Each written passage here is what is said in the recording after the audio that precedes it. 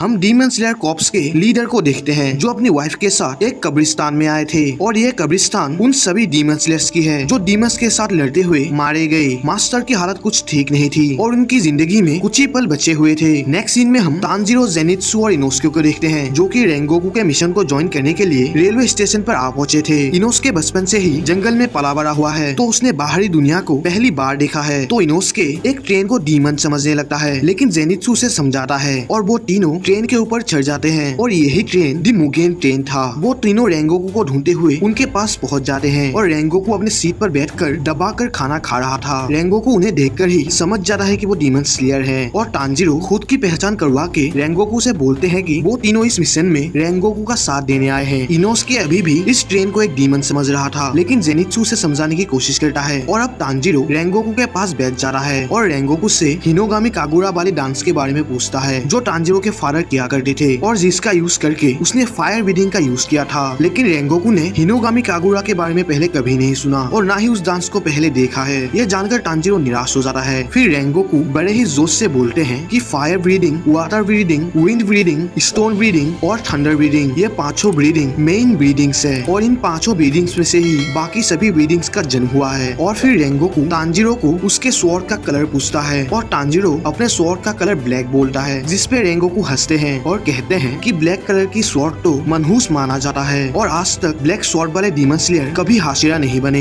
लेकिन रेंगोकू बोलते हैं कि वो खुद तांजीरो को ट्रेन करेगा और तांजीरो को एक हाशिरा के काबिल बना देगा। दूसरी तरफ इनोस्के ट्रेन से बाहर कूदने की कोशिश कर रहा था क्योंकि उसे इस ट्रेन के साथ रेस लगानी है। ये सब देखकर रेंगोकू उन्हें सावधानी बरतने को बोलता है क्योंकि इस ट्रेन में डीमंस हैं जो उन पर कभी भी हमला कर सकते हैं। यह सुनकर जेनित्सु के तोते उड़ जाते हैं क्योंकि वो तो सोच रहा था कि वो सभी ट्रेन के जरिए डीमंस के पास जा रहे हैं लेकिन वो सभी तो खुद डीमंस की ट्रेन पर चढ़ गए। जेनित्सु डर के मारे सोचता है कि उसने ये बहुत बड़ी गलती कर दी, उसे इस ट्रेन में आना ही नहीं चाहिए था। तभी रेंगोकू बोलते हैं कि रेंगोकू के इस ट्रेन में चढ़ने से पहले इस ट्रेन से लगभग 40 लोग गायब हो गए। उन्होंने इस ट्रेन की जांच करने के लिए कुछ डीमन स्लेयर्स को भी इस ट्रेन में भेजा था लेकिन वो डीमन स्लेयर्स भी इस ट्रेन से लापता हो गए। तो मामला अब गंभीर हो चुका था तो इसीलिए खुद रेंगोकू इस ट्रेन की जाँच करने के लिए आए और तभी यहाँ पर इस ट्रेन का टीसी आता है और सभी की टिकट्स काटने लगता है। टीसी का चेहरा काफी अजीब था जैसे वो कई दिनों से सोया ही ना हो और टीसी सभी की टिकट्स काट कर वहाँ से चला जाता है और तभी वहाँ पर एक डीमन आ जाता है। डीमन को देखकर ही रेंगोकू फ्लेम ब्रीदिंग का फर्स्ट फॉर्म यूज करता है और उस डीमन को एक ही झटके में मार देता है और तभी रेंगोकू ये सेंस करता है कि इस ट्रेन में और एक डीमन भी मौजूद है और फिर रेंगोकू फ्लेम ब्रीदिंग का सेकेंड फॉर्म यूज करके उस डीमन को भी बड़ी आसानी से मार देता है। रेंगोकू की ऐसी काबिलियत देखकर तांजीरो, जेनित्सु और इनोस्के काफी ज्यादा इम्प्रेस होते हैं और रेंगोकू से रिक्वेस्ट करते हैं कि वो उन तीनों को अपना स्टूडेंट बना ले और रेंगोकू बड़े ही खुशी से इन तीनों की रिक्वेस्ट एक्सेप्ट कर लेते हैं। लेकिन ये तो सिर्फ शुरुआत थी। इन सभी को इस बात की भनक तक नहीं थी कि इस ट्रेन में और भी डीमन हैं और वो सभी अपने अपने सीट में सो जाते हैं। तभी हम उस टीसी को देखते हैं जो भागते हुए एक दूसरे डब्बे में जाता है और हमें पता चलता है ये टीसी किसी का हुक्म मान रहा था और टीसी अपने मालिक से रिक्वेस्ट करता है कि वो उसे उसके काम का इनाम दे दे क्योंकि वो अपने मरे हुए बीबी बच्चे से मिलना चाहता है। तभी उसके सामने एक डीमन का हाथ आ रहा है जो कटा हुआ था और वो डीमन का हाथ टीसी से कहता है कि उसने अपना काम बहुत अच्छे से किया और वादे के अनुसार उस डीमन ने उस टीसी को एक सपने में डाल दिया और हमें पता चलता है ये डीमन अपने कामों के लिए दूसरों का फायदा उठा रहा है और उनके कामों का इनाम ये डीमन उन्हें अच्छे सपने दिखाता है। और इस डीमन के साथ कुछ बच्चे भी मिले हुए थे जो अच्छे सपने की राह में इस डीमन का काम करते थे और इस डीमन का ब्लड डिमांड यही होता है कि वो किसी भी इंसान को उसके खुशी या दुखों के पलों को सपने के रूप में उन्हें दिखाता है और वो सपने देखते हुए इंसान हमेशा हमेशा के लिए सो जाते हैं। फिर वो डीमन इन सभी बच्चों को ऑर्डर देता है कि ये सभी बच्चे अपने हाथों को एक एक डीमन स्लेयर के साथ अपना हाथ बांध ले। उन्हें इस बात का ध्यान रखना होगा कि हाथ बांधते हुए वो डीमन स्लेयर को टच ना कर दे और इस प्रोसेस से ये बच्चे डीमन स्लेयर्स की सपने में पहुंच जाएंगे और वहाँ पर इन बच्चों को इनकी अंतर आत्मा को मारना होगा जिससे ये डीमन स्लेयर्स भी मर जाएंगे। और हम तांजीरो को देखते हैं जो कि एक बर्फीली जंगल में था। असलियत में ये उसका सपना है जो वो देख रहा था। तांजीरो अपने सपने में अपने भाई बहनों को देखता है। तांजीरो उन्हें देखकर ही दौड़ के उन्हें गले लगा लेता है। फिर हम तांजीरो के घर को देखते हैं जहाँ पर उसकी पूरी फैमिली थी जो कि जिंदा थी लेकिन असल जिंदगी में उसकी पूरी फैमिली मर चुकी है सिवाय उसके बहन नेजुको को छोड़ के। तांजीरो को पहले ये सब कुछ समझ नहीं आता लेकिन धीरे धीरे उसे एहसास होता है कि उसकी पूरी फैमिली का मरना, उसका डीमन स्लेयर बनना ये सब कुछ एक सपना था और वो इस सपने को ही हकीकत मानने लगता है। लेकिन वो देखता है कि उसके फैमिली में उसे नेजुको कहीं नजर नहीं आ रही थी। और नेक्स्ट सीन में हम ट्रेन के बाहर के सीन को देखते हैं जहाँ पर ट्रेन के एक डिब्बे के ऊपर एक डीमन खड़ा था और ये डीमन लोअर वन एनमू होता है और वो हाथ किसी डीमन का होता है और एनमू का ब्लड डीमन आर्ट होता है सपना, जो दूसरों को सपने दिखाकर उन्हें सुला देता है और मार देता है। और हमें पता चलता है एनमू का ब्लड डीमन आर्ट तभी से शुरू हो गया था जब टीसी ने उन सभी की टिकट्स काटी थी। और अब हम जेनित्सु को देखते हैं जो कि नेजुको के साथ अपनी खुशी से भरी बिल्कुल बिंदास लाइफ जी रहा था। और दूसरी तरफ हम इनोस्के को देखते हैं और इनोस्के के सपने में तांजीरो, जेनित्सु और नेजुको उसके गुलाम है। और महान इनोस्के इन तीनों को ऑर्डर देते हैं कि ये तीनों मिलकर विशाल ट्रेन मॉन्स्टर पर अटैक करे। और दूसरी तरफ रेंगोकू अपने घर का सपना देखते हैं जहाँ पर वो अपने डैड को बोलते हैं कि वो अब एक हाशिरा बन चुके हैं, लेकिन उसके डैड को इससे कोई भी फर्क नहीं पड़ता और कहते हैं कि उन्हें इन सब से कोई फर्क नहीं पड़ता कि कौन हाशिरा बना, उन्हें इन सब से कोई मतलब नहीं। और हमें पता चलता है रेंगोकू के डैड भी एक फ्लेम हाशिरा थे, लेकिन अचानक उन्होंने हाशिरा की ड्यूटी छोड़ दी। और हम देखते हैं रेंगोकू का एक छोटा भाई भी है जो रेंगोकू से बोलता है क्या उनके फादर को रेंगोकू के ऊपर गर्व है और वो भी एक दिन हाशिरा बनेगा और उनके फादर को एक दिन उस पर भी गर्व होगा। रेंगोकू बोलते हैं कि हाशिरा बनने का खबर सुनकर उनके डैड बिल्कुल भी खुश नहीं है, लेकिन रेंगोकू ये नहीं चाहते कि उसका भाई इन सब से निराश हो। वो अपने भाई को वही करने को बोलता है जो उसका दिल करना चाहता है। और तभी हम देखते हैं एक लड़की ने अपना हाथ रेंगोकू के हाथ से बांध लिया था और वो रेंगोकू के सपने के अंदर चली जाती है। और उस डीमन के बताए गए प्लान के अनुसार वो लड़की रेंगोकू के सपने में उसकी अंतरात्मा ढूंढ लेती है और उसके अंदर चली जाती है। और रेंगोकू के अंतरात्मा के अंदर चारों तरफ आग लगी हुई थी और वो लड़की रेंगोकू के कोर तक पहुंच जाती है। और वो लड़की एक चाकू से उस कोर को खत्म करने ही वाली होती है, लेकिन रेंगोकू अचानक से खड़े होकर उस लड़की की गला पकड़ लेता है। रेंगोकू की सर्वाइवल सेंसर इतनी ज्यादा हाई होती है कि वो सोते हुए भी खुद को प्रोटेक्ट कर लेता है, लेकिन अभी तक रेंगोकू अपने सपने से बाहर नहीं निकल पा रहा था। दूसरी तरफ तांजीरो अपनी फैमिली के साथ खुशी खुशी रह रहा था, लेकिन अभी तक उसे नेजुको नहीं दिखता। और फिर तांजीरो पानी लेने के लिए एक नदी के पास जाता है और जैसे ही तांजीरो पानी उठाने के लिए नीचे देखता है तो उसे पानी में अपनी ही परछाई दिखाई देती है, जो तांजीरो से बार बार यही कह रहा था कि ये सब एक सपना है, उसे हकीकत में वापस आना होगा। तांजीरो को यकीन नहीं होता और वो परछाई तांजीरो को पानी में खींच लेता है और बार बार यही कहता है कि जाग जाओ, ये सब एक सपना है, अपनी आंखें खोलो। ये सब देखकर तांजीरो को ये यकीन हो जाता है कि ये सब एक सपना है। और तांजीरो को याद आता है कि वो सभी तो ट्रेन में थे और तांजीरो इस सोच में पड़ जाता है कि वो असलियत में वापस कैसे लौटे। तभी हम देखते हैं नेजुको अपने बॉक्स से बाहर आ चुकी थी, लेकिन वो देखती है कि वो सभी तो घोड़े बेचकर सो रहे हैं और वो तांजीरो को जगाने की कोशिश करती है, लेकिन तांजीरो जागने का नाम ही नहीं ले रहा था। इन सब से नेजुको गुस्सा हो जाती है और तांजीरो के सिर में अपना सिर दे मारती है, जिससे नेजुको घायल हो जाती है और उसके सिर से खून निकलने लगता है। नेजुको घबरा जाती है और अपना ब्लड डीमन आर्ट का यूज करती है। नेजुको के आग से सपने वाला तांजीरो जलने लगता है। तांजीरो समझ जाता है कि ये आग नेजुको की है और फिर तांजीरो अपने डीमन स्लेयर वाले रूप में आ जाता है। उसकी फैमिली ये सब देखकर हैरान होती है और फिर तांजीरो उसकी फैमिली को अलविदा बोलकर घर से जाने लगता है और रास्ते में उसे नेजुको दिखाई देता है। नेजुको तांजीरो को रोकने की कोशिश करती है, लेकिन तांजीरो इनकी एक नहीं सुनता और आगे बढ़ता जाता है और पीछे से उसकी पूरी फैमिली उसे आवाज लगाती है, लेकिन तांजीरो इससे भी अनसुना करता है। तभी तांजीरो का छोटा भाई उसे ना जाने को बोलता है। तांजीरो बड़े ही मुश्किल से उसके परिवार से कहता है काश कि ये सब सच होता,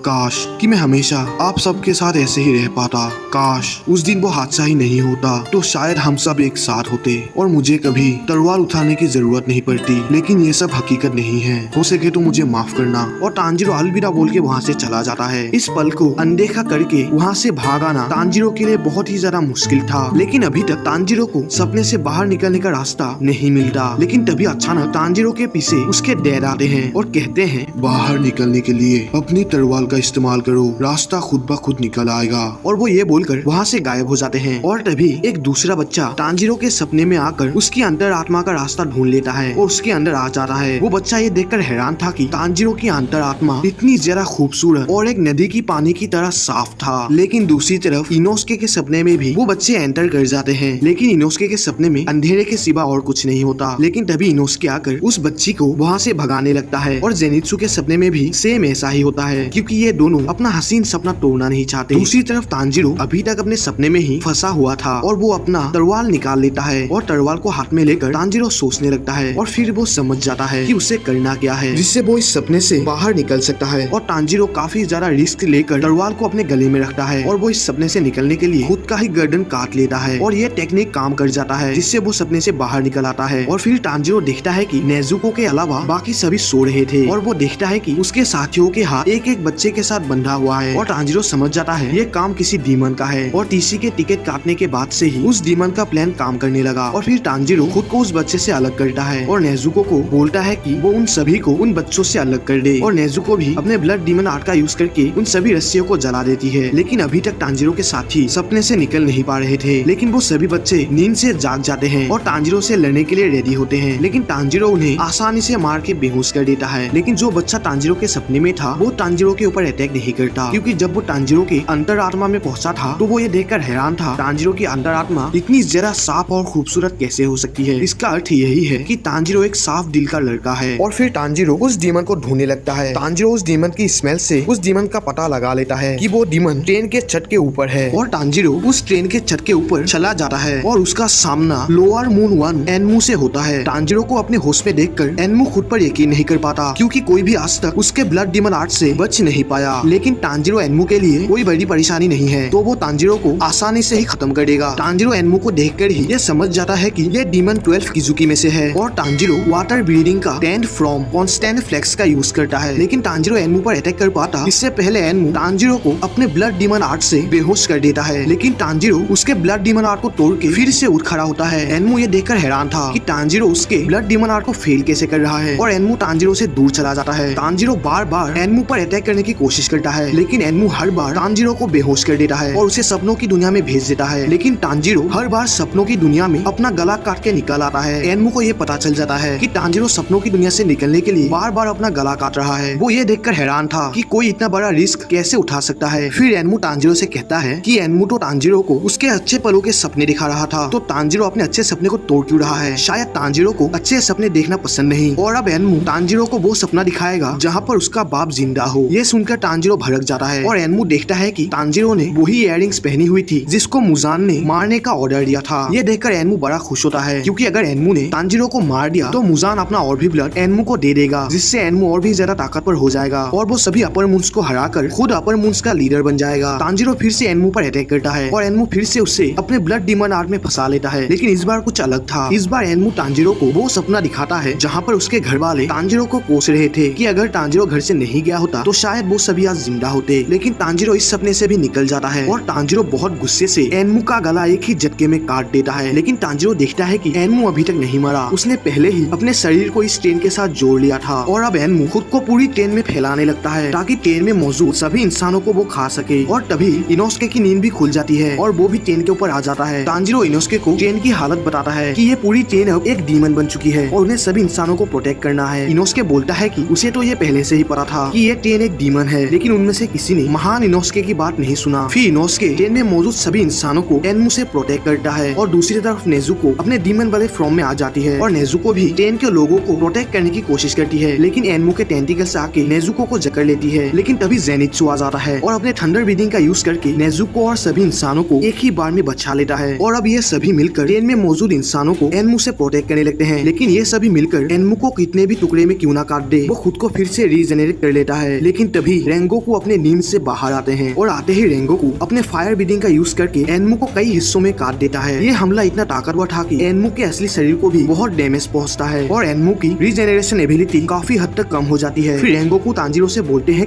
कि एनमू की गर्दन इस ट्रेन के सभी डिब्बों में से ही एक डिब्बा है जो उसके गले का हिस्सा है और अब तांजीरो को ही उसके गले को ढूंढकर उसे खत्म करना होगा। तब तक रेंगोकू डिब्बे में मौजूद लोगों को बचाएंगे और फिर तांजीरो ट्रेन के ऊपर आता है। लेकिन महान इनोस्के ने अपने बीस्ट ब्रीडिंग से उस डीमन का गला पहले ही पता कर लिया था कि उस डीमन का गला इंजन में है और वो दोनों इंजन की तरफ भागने लगते हैं। वो दोनों बहुत ही मुश्किल से इंजन तक पहुंच जाता है, लेकिन इंजन में पहले से ही एक ड्राइवर मौजूद था। तांजीरो जल्दी से उस ड्राइवर को एक सेफ जगह पहुंचा देता है और तभी एनमू तांजीरो के सामने अपने हजारों आंखों को खोल देता है और उसे सपने में डाल देता है। तांजीरो सपने से निकलने के लिए बार बार अपने गले को काट देता है। वो इस प्रोसेस को इतनी बार करता है कि उसे असली दुनिया और सपनों की दुनिया के बीच में कोई भी अंतर समझ नहीं आता और वो असलियत में ही अपना गला काटने वाला होता है। लेकिन एन मौके पर महान इनोस्के आकर तांजीरो को रोक लेता है और तांजीरो को समझाता है इनोस्के अब तक एक बार भी एनमू के ब्लड डीमन आर्ट में नहीं फंसा, क्योंकि उसने जो मास्क पहना हुआ है उसकी आंखें उल्टी पुल्टी है। तो एनमू को समझ ही नहीं आता कि इनोस्के देख किस तरफ रहा है। तभी वो ड्राइवर जो डीमन के साथ मिला हुआ था वो एक स्क्रू ड्राइवर से इनोस्के के ऊपर अटैक करने के लिए आता है, लेकिन तांजीरो बीच में आके उस अटैक को खुद पर ले लेता है और तांजीरो उस ड्राइवर को वहाँ से हटा देता है। वो दोनों बहुत ही मुश्किल से एनमू से लगातार लड़ते हुए एनमू के गले तक पहुँच जाता है और वो दोनों अपने कॉन्सेंट्रेशन टेक्निक को एक साथ इस्तेमाल करता है और इनोस्के बीस्ट ब्रीडिंग के 4th फॉर्म को यूज करता है और तांजीरो के लिए जगह को साफ कर देता है ताकि तांजीरो आसानी से अटैक कर पाए। और तांजीरो हिनोगामी कागुरा का इस्तेमाल करके उस डीमन के गले को काट देता है। एनमू मरने से पहले ट्रेन में मौजूद सभी इंसानों को मारना चाहता था, लेकिन ट्रेन में रेंगोकू मौजूद थे तो रेंगोकू आसानी से एनमू को फेल कर देते हैं। एनमू के मरने से ये ट्रेन आउट ऑफ कंट्रोल हो जाती है और पटरी से गिर जाती है। तांजीरो ट्रेन से गिर जाता है और बेहोश हो जाता है, लेकिन बेहोश होने के बाद भी तांजीरो इनोस्के से उस ड्राइवर को बचाने को बोलता है जिसने तांजीरो को घायल किया था, लेकिन इनोस्के साफ डोर से मना कर देता है और कहता है उस कमीने का एक पैर ट्रेन से कट गया है, मरने दो सुअर के बच्चे को। और बाकी सभी पैसेंजर्स को जेनित्सु, नेजुको और रेंगोकू ये तीनों मिलकर उन्हें बचा लेते हैं। एनमू को ये यकीन ही नहीं होता कि वो अब मरने वाला है और उसे ये अफसोस भी होता है कि वो पूरे ट्रेन में एक भी इंसान को नहीं मार पाया। और एनमू सभी डीमन स्लेयर और तांजीरो को कोसने लगता है कि अगर ये सब आज नहीं होते तो आज एनमू जिंदा होता। और एनमू का अपर मून्स को मारने का सपना एक सपना ही रह गया। तांजीरो की हालत देखकर रेंगोकू तांजीरो को टोटल कंसंट्रेशन ब्रीडिंग को यूज करने को बोलता है ताकि वो खून का बहना रोक सके,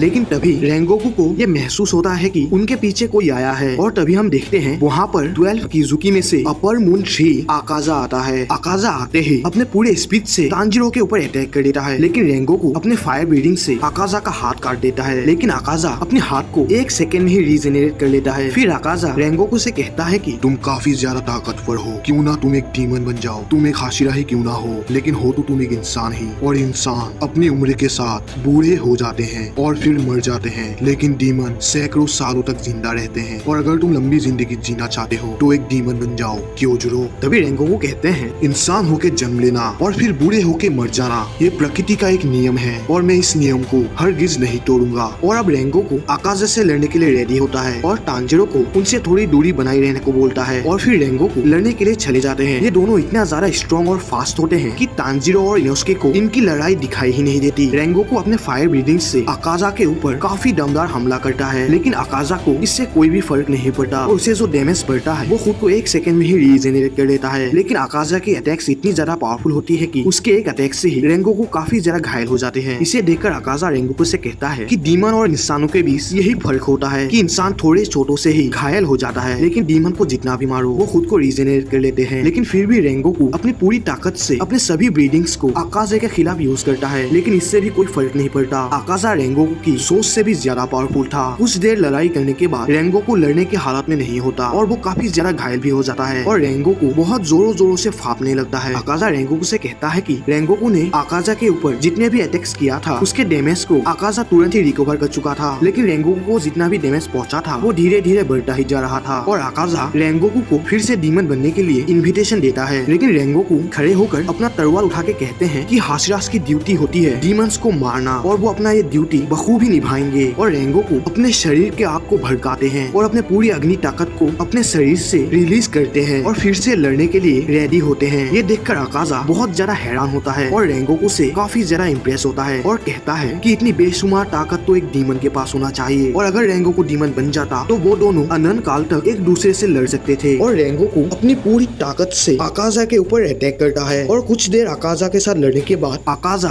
अपना हाथ रेंगोकू के शरीर के आर पार कर देता है और रेंगोकू से कहता है कि अब रेंगोकू कुछ ही पलों में मर जाएगा, उसके पास अब भी समय है कि वो एक डीमन बन जाए। और अब रेंगोकू को अपना बचपन का पास्ट याद आता है जहाँ पर उसकी माँ रेंगोकू से कहते हैं कि क्या रेंगोकू जानता है कि वो इतना ताकतवर क्यों पैदा हुआ, क्योंकि वो कमजोरों की मदद कर सके। ताकतवर लोग हमेशा दूसरों की मदद करते हैं, वो ये काम अपने स्वार्थ के लिए नहीं करते, क्योंकि उन्हें इतनी ताकत इसीलिए दी जाती है क्योंकि वो कमजोरों की मदद कर सके। इसके बाद रेंगोकू की माँ उसे गले लगाकर कहती है कि उसके पास अब ज्यादा समय नहीं है, वो बहुत खुशकिस्मत है कि उसको रेंगोकू जैसे एक साफ दिल और बहादुर लड़के को जन्म दिया। और प्रेजेंट में रेंगोकू फिर से अपनी तलवार उठाकर आकाजा का गला काटने लगता है। आकाजा बच के निकलने की कोशिश करता है, लेकिन वो निकल नहीं पाता। फिर आकाजा बचने के लिए रेंगोकू के ऊपर एक मुक्का मारता है, लेकिन रेंगोकू उसके मुक्के को भी पकड़ लेता है। आकाजा को कुछ समझ नहीं आता कि रेंगोकू अचानक इतना ताकतवर कैसे हो गया। और दूसरी तरफ सूरज भी निकलने लगता है और आकाजा ये देखकर डर जाता है और भागने की कोशिश करता है, लेकिन रेंगोकू उसे भागने नहीं देता। और तांजीरो और इनोस्के रेंगोकू की मदद करने के लिए रेंगोकू की तरफ आते हैं, लेकिन वो दोनों पहुंच पाते इससे पहले आकाजा अपने दोनों हाथों को अपने शरीर से ही अलग कर देता है और वो सूरज से बचने के लिए जंगल के अंदर भाग जाता है। तांजीरो आकाजा को रोकने के लिए उसकी तरफ अपनी पूरी ताकत लगाकर उसकी तलवार फेंक मारता है और चिल्ला के कहता है कि आकाजा एक कायर है जो वहाँ से भाग रहा है। आकाजा ये सुनकर भड़क जाता है और कहता है कि आकाजा तांजीरो से बच के नहीं भाग रहा, वो इसलिए भाग रहा है क्योंकि बाहर सूरज निकल चुका था और वैसे भी ये लड़ाई आकाजा जीत चुका है। फिर तांजीरो रोते हुए चिल्ला के बोलता है कि रेंगोकू हारे नहीं है, उन्होंने आखिरी तक लड़ाई की, वो आकाजा की तरह भागे नहीं है, ये लड़ाई तो असलियत में उन्होंने जीती है। ये बोलकर तांजीरो जोर जोर से रोने लगता है। रेंगोकू को ये देखकर अच्छा लगता है कि तांजीरो उसकी इतनी चिंता करता है। फिर रेंगोकू तांजीरो को अपने पास बुलाता है और कहता है कि रेंगोकू को तांजीरो और उसके दोस्तों पर पूरा भरोसा है और तांजीरो आगे चल के एक ताकतवर हाशिरा बनेगा। और तांजीरो को हिनोगामी कागुरा के बारे में जानना था, तो रेंगोकू बोलते हैं कि तांजीरो को रेंगोकू के घर में जाना है, जहाँ पर उसे पुराने फ्लेम हाशिरा की एक किताब मिलेगी। शायद वहाँ पर हिनोगामी कागुरा के बारे में लिखा हुआ होगा। और रेंगोकू का एक छोटा भाई है और तांजीरो को उसे कहना है कि वो अपने दिल की सुने। और तांजीरो को रेंगोकू के फादर से कहना है कि वो अपना ख्याल रखे, अपनी सेहत का ज्यादा चिंता करे। और रेंगोकू आखिर में तांजीरो से कहता है, तुम्हें मेरे लिए रोने की कोई जरूरत नहीं। अगर यहाँ पर मेरी जगह अगर कोई और हाशिरा होता तो वो भी यही करता।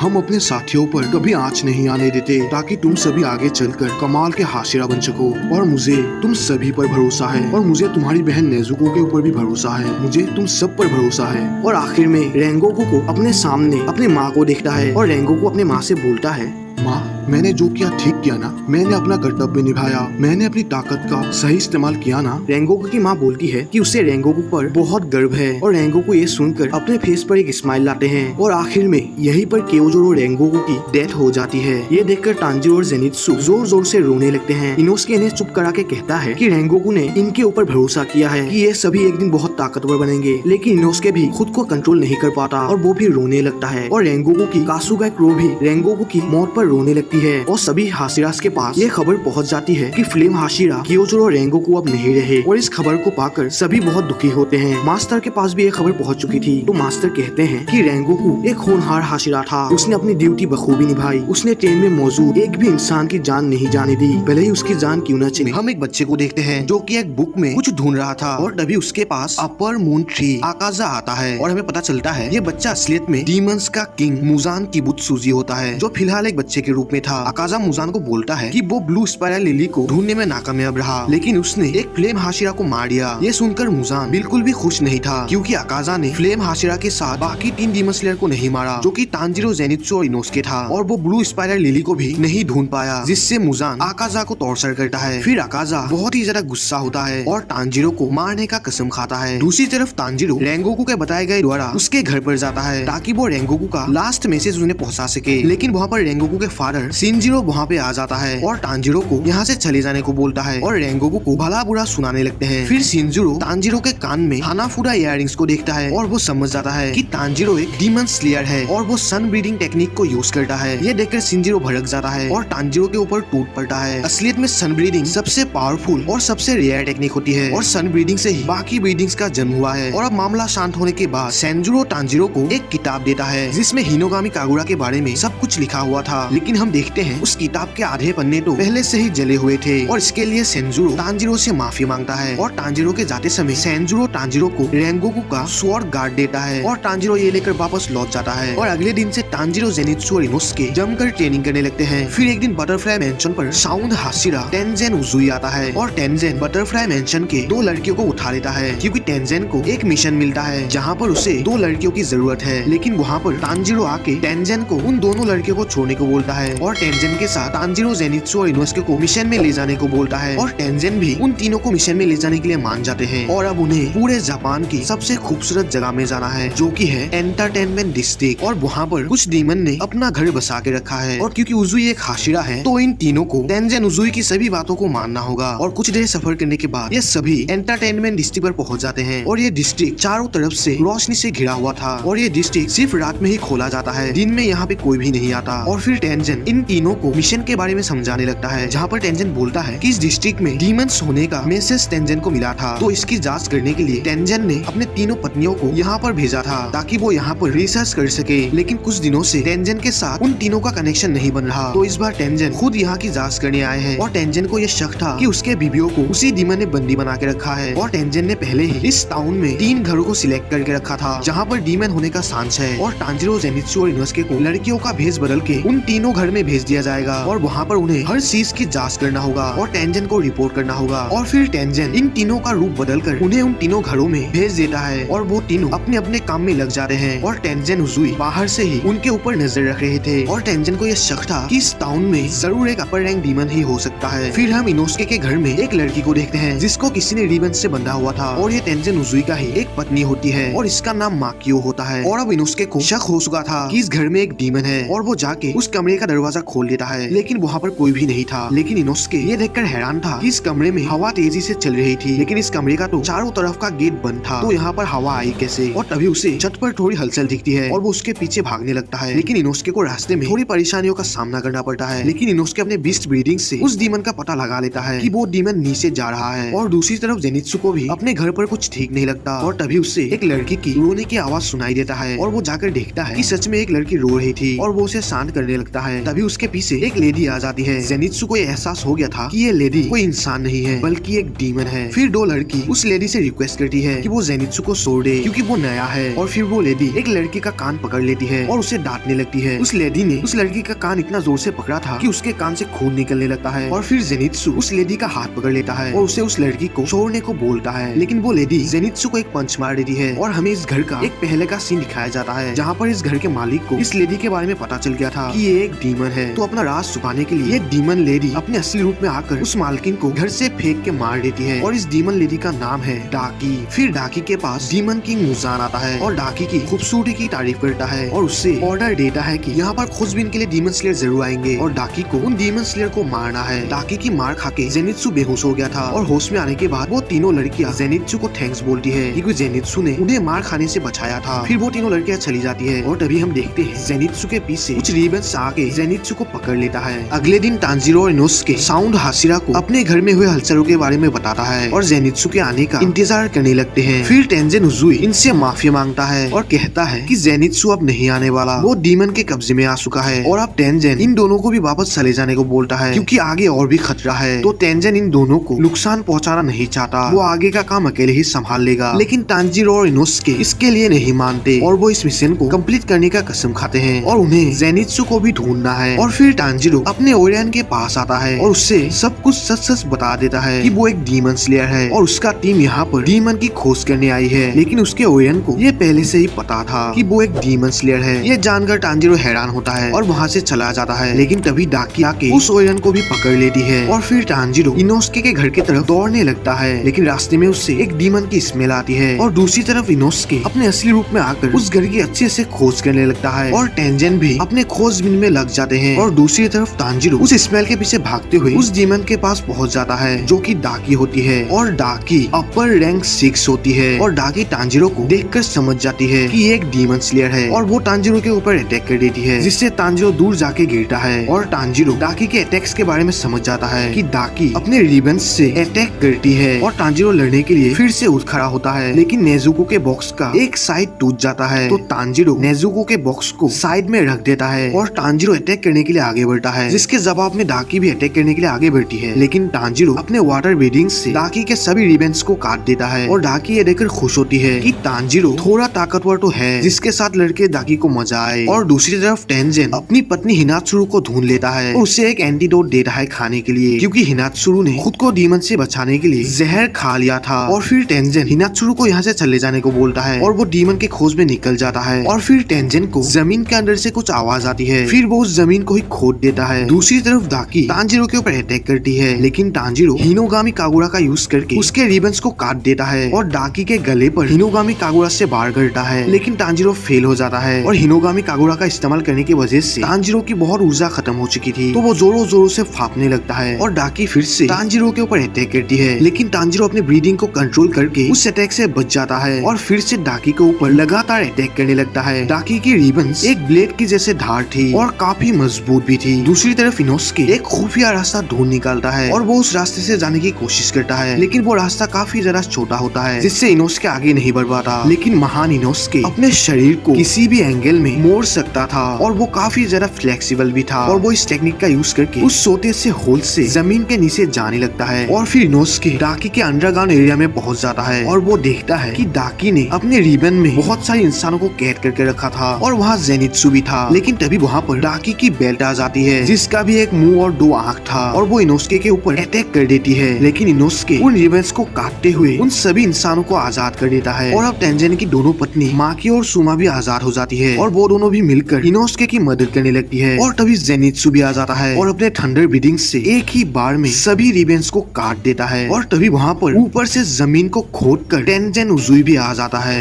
दूसरी तरफ तांजिरो और डाकी अभी तक लड़ रहे थे और फिर डाकी अपने रूप को ट्रांसफॉर्म कर लेती है। फिर वहाँ पर एक आदमी आके तांजिरो और डाकी को सुनाने लगता है कि वो दोनों बहुत ही ज्यादा शोर शराबा कर रहे हैं। ये सुनकर डाकी भड़क जाती है और अपने ब्लड डिमन आर्ट का यूज करके उस आदमी के साथ उसके पूरे एरिया को तबाह कर देती है, जिससे तांजिरो घायल हो जाता है और बहुत सारे इंसान मारे जाते हैं। ये देखकर तांजिरो भड़क जाता है और गुस्से से अपना कंट्रोल खोने लगता है और डाकी वहाँ से भागने वाली होती है। लेकिन तांजिरो एक सेकंड में ही डाकी को पीछे से पकड़ लेता है और डाकी के ऊपर हमला कर देता है। लेकिन डाकी इससे मुश्किल से बच जाती है। फिर तांजिरो डाकी से कहता है, तुमने ऐसा क्यों किया? वो जिंदगियां जो तुमने अभी खत्म कर दी। एक इंसान घायल होने के बाद खुद को फिर से रीजेनरेट नहीं कर सकता, क्योंकि इंसान डीमन नहीं होते, ऐसा तो सिर्फ राक्षस करते हैं। क्यों तुमने इन बेगुनाहों की जान ली? क्यों किया तुमने ऐसा? ये सुनकर डाकी को एक मेमोरी याद आती है जहाँ पर कोई इन्हीं शब्दों को किसी से पूछता है। असलियत में ये डीमन किंग मुजान की मेमोरी होती है और डाकी मुजान के ब्लड से ही बनी हुई है, तो इसीलिए डाकी को मुजान की मेमोरी दिख रही थी। और दूसरी तरफ टेंजन, जेनित्सु और इनोस्के डाकी की तरफ बढ़ने लगते हैं और फिर डाकी तांजिरो के ऊपर अपने रिबन्स का एक जाल बनाकर अटैक करती है। लेकिन तांजिरो हिनोगामी कागुरा का इस्तेमाल करके उसके सभी रिबन्स को काट देता है और डाकी के गले तक पहुंच जाता है। लेकिन डाकी ने अपने गले को पहले ही अलग कर लिया था, जिससे तांजिरो इसे काट नहीं पाता और डाकी इससे बच जाती है। और डाकी अपने रिबन्स से फिर से तांजिरो के ऊपर अटैक करती है। लेकिन इस बार तांजिरो उसके सभी रिबन्स को एकजुट करके अपने तलवार से फंसा देता है और फिर तांजिरो अपने फुल स्पीड से हिनोगामी कागुरा का इस्तेमाल करके उसके सभी रिबन्स को काटते हुए डाकी के गले तक पहुंच जाता है, जो देखकर डाकी भी हैरान होती है। लेकिन तभी तांजिरो को अपनी छोटी बहन की आवाज सुनाई देती है, जो तांजिरो से सांस लेने के लिए कहती है। ये सुनकर तांजिरो रुक जाता है और नीचे गिर जाता है और उसके मुंह से खून निकलने लगता है, क्योंकि तांजिरो इतना ज्यादा गुस्सा हो चुका था कि वो एक ही सांस में इतनी देर फाइट कर रहा था। फिर डाकी तांजिरो को ताना मारती है और उसे खत्म करने के लिए रेडी होती है। लेकिन तभी नेजुको आके उसे एक जोरदार लात मारती है, जिससे डाकी का आधा सिर उड़ जाता है। फिर डाकी नेजुको को देखती है और उसे याद आता है कि मुजान ने नेजुको को भी मारने का ऑर्डर डाकी को दिया था। और फिर डाकी नेजुको के ऊपर अटैक कर देती है, जिससे नेजुको का हाथ और पैर कट जाता है और वो दूर जाके गिरती है। डाकी इस बात से खुश थी कि उसने नेजुको को मार दिया। लेकिन तभी नेजुको फिर से उठ खड़ा होती है और इस बार नेजुको बहुत गुस्से में होती है और अपने असली डीमन वाले फॉर्म में आ जाती है। और फिर नेजुको अपने पूरे स्पीड से डाकी के ऊपर अटैक करती है। लेकिन डाकी फिर से नेजुको का हाथ पैर काट देती है। लेकिन नेजुको फिर से खुद को रीजेनरेट कर लेती है और डाकी को बहुत ही बुरी तरीके से अपने पैर से कुचल कुचल के मारती है। फिर नेजुको एक ही किक में डाकी को बहुत दूर भेज देती है और तभी नेजुको को खून की स्मेल आती है, जिससे वो अपना कंट्रोल खोने लगती है और वो उसे खाने के लिए टूट पड़ती है। लेकिन तभी तांजिरो आके उसे रोकने की कोशिश करता है और तभी वहाँ पर डाकी भी आ जाती है और इनके ऊपर अटैक करने वाली होती है। लेकिन तभी टेंजन आके डाकी के अटैक्स को रोक लेता है। डाकी ये देखकर खुश होती है कि उसके साथ लड़ने के लिए एक हाशिरा आया है। लेकिन तभी हम देखते हैं डाकी का गला उसके धड़ से अलग हो जाता है, क्योंकि टेंजन ने आते ही डाकी का गला काट दिया था और डाकी को ये पता भी नहीं चला, क्योंकि टेंजन बहुत ही ज्यादा फास्ट था। फिर तांजिरो जैसे तैसे बड़े ही मुश्किल से नेजुको को शांत करता है और फिर डाकी जोर जोर से रो के अपने भाई को पुकारने लगती है। और तभी वहाँ पर एक और डीमन आ जाता है और ये डाकी का बड़ा भाई होता है, जिसका नाम ग्योतारो होता है। फिर ग्योतारो डाकी को मनाने लगता है और इस मौके का फायदा उठाकर टेंजन उसके ऊपर अटैक कर देता है। लेकिन ग्योतारो टेंजन को ही घायल कर देता है और हमें पता चलता है ग्योतारो के ब्लेड्स में एक टाइप का जहर होता है और अब ये जहर टेंजन के शरीर में जा चुका था और कुछ ही देरी में ये जहर टेंजन के बॉडी में पूरा फैल जाएगा। और फिर ग्योतारो टेंजन की तारीफ करता है कि उसके बहुत अच्छे मसल्स है और वो दिखने में भी काफी ज्यादा हैंडसम है, तो इससे ग्योतारो को जलन हो रहा था, तो इसीलिए ग्योतारो टेंजन को मार देगा। और फिर ग्योतारो अपने ब्लड डीमन आर्ट से टेंजन के ऊपर अटैक करता है। लेकिन टेंजन अपने बॉम्ब्स का यूज करके उस अटैक से बच जाता है और टेंजन फिर से ग्योतारो के अटैक से बचते हुए अपने बहुत सारे बॉम्ब्स का यूज करता है और उस पूरे घर को ही उड़ा देता है। लेकिन हम देखते हैं डाकी ने अपने रिबन्स से एक बैरियर बना के उन दोनों को बचा लिया था। ये देखकर टेंजन समझ जाता है कि इन दोनों को एक साथ मारा नहीं जा सकता, तो इन्हें अलग करना होगा और एक एक को मारना होगा। फिर टेंजन अपने ब्लेड से उन दोनों के ऊपर अटैक कर देता है, जिससे वो दोनों अलग हो जाते हैं। और फिर टेंजन अपने बॉम्ब्स को फेंक कर डाकी को उड़ा देता है, जिससे उसका सिर फिर से धड़ से अलग हो जाता है। और टेंजन अपने ब्लेड से ग्योतारो के ऊपर अटैक करता है, लेकिन ग्योतारो उसे डॉज कर लेता है। डाकी इस बात से गुस्सा थी, क्योंकि हर बार उसका ही गर्दन काटा जाता है। और तभी वहाँ पर जेनित्सु और इनोस्के और तांजिरो भी आ जाता है और टेंजन की तीनों पत्नियां मिलकर शहर को खाली करते हैं। ये देखकर डाकी इन चारों के ऊपर अटैक कर देती है, लेकिन जेनित्सु अपने थंडर ब्रीदिंग से डाकी को यहाँ से दूर ले जाता है और फिर डाकी को उस लड़की को चोट पहुँचाने के लिए उससे माफी मांगने को बोलता है। ये सुनकर डाकी जेनित्सु का मजाक उड़ाती है और फिर डाकी के फेस पर और एक आंख निकल आता है। असलियत में डाकी और ग्योतारो ने खुद को आपस में कॉम्बाइन कर लिया था, जिससे आपस में दूरी होने के बाद भी वो दोनों ही एक दूसरे के सिचुएशन को देख पाएंगे। और दूसरी तरफ तांजीरो ग्योतारो के ऊपर अटैक करने के लिए सोचता है, लेकिन तभी ग्योतारो अचानक से तांजीरो के सामने आ जाता है और उससे मारने वाला होता है, लेकिन टेंजन आके तांजीरो को बचा लेता है और वो दोनों मिलकर ग्योतारो के साथ लड़ने लगते हैं। और दूसरी तरफ जेनित्सु और इनोसुके एक साथ डाकी से लड़ने लगते हैं। ये चारों अपनी पूरी ताकत और अपनी पूरी तेजी से ग्योतारो और डाकी के साथ लगातार फाइट करने लगते हैं। और तभी हिनात्सुरु आके ग्योतारो के ऊपर बहुत सारे कुनाई से हमला करती है, लेकिन ग्योतारो इससे बच जाता है और इस मौके का फायदा उठाकर टेंजन और तांजीरो मिलकर ग्योतारो के ऊपर हमला कर देता है। लेकिन ग्योतारो अपने ब्लड डिमन आर्ट का यूज करके इन दोनों को अपने से दूर कर देता है और जाके हिनात्सुरु को पकड़ लेता है। टेंजन डाकी के रिबन से गिर चुका था, जिससे वो आगे नहीं जा पाता और तांजीरो जैसे तैसे हिनात्सुरु की तरफ बढ़ता है और अपने फायर बीनिंग और वाटर बीनिंग को कंबाइन करके हिनात्सुरु को बचा लेता है। और दूसरी तरफ जेनित्सु और इनोसुके लगातार डाकी के साथ लड़ रहे थे और फिर वो दोनों तांजीरो के पास आ जाते हैं और टेंजन ग्योतारो के साथ लड़ रहा होता है। फिर ये तीनों डाकी को मारने के लिए एक प्लान बनाते हैं और फिर इनोसुके अपने बीस्ट बीनिंग को यूज करके अपने फुल स्पीड से डाकी की तरफ बढ़ता है और तांजीरो और जेनित्सु इनोसुके के लिए रास्ते में आए मुश्किलों को साफ करता है। इसके बाद भी इनोसुके काफी ज्यादा घायल हो जाता है, लेकिन वो रुकता नहीं और फिर इनोसुके अपने बीस्ट ब्रीदिंग का यूज करके डाकी के गले को